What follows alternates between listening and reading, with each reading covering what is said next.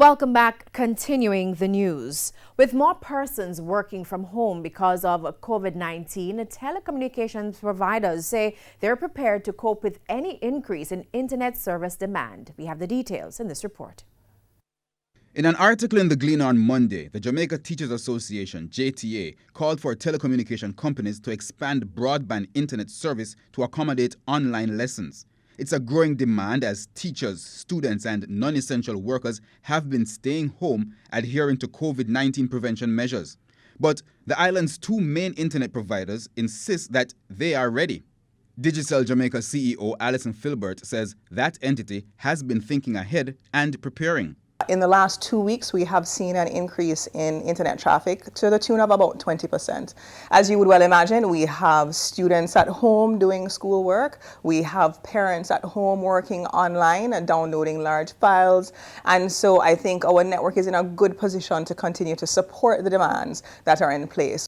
In a WhatsApp voice note responding to our questions, Flow Jamaica country manager Stephen Price said Flow is managing. We have been able to meet the capacity, but at the same time, we're continuing to improve, continuing to try and bolster the network in terms of making sure that we continue to add off-island bandwidth, adding about 20 gigs to just make sure we continue to bolster that.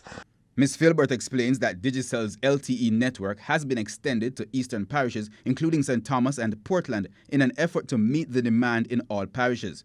But in addition to increased demand from existing customers on both networks, new customers are being added.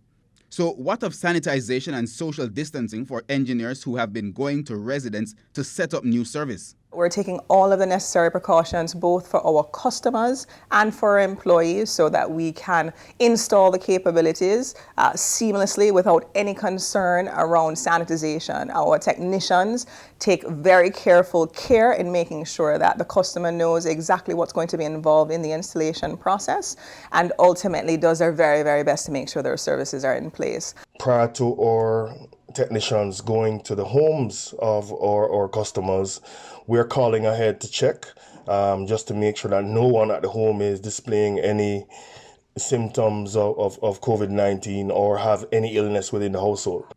We asked both about complaints over the past week about slow or non-responsive internet.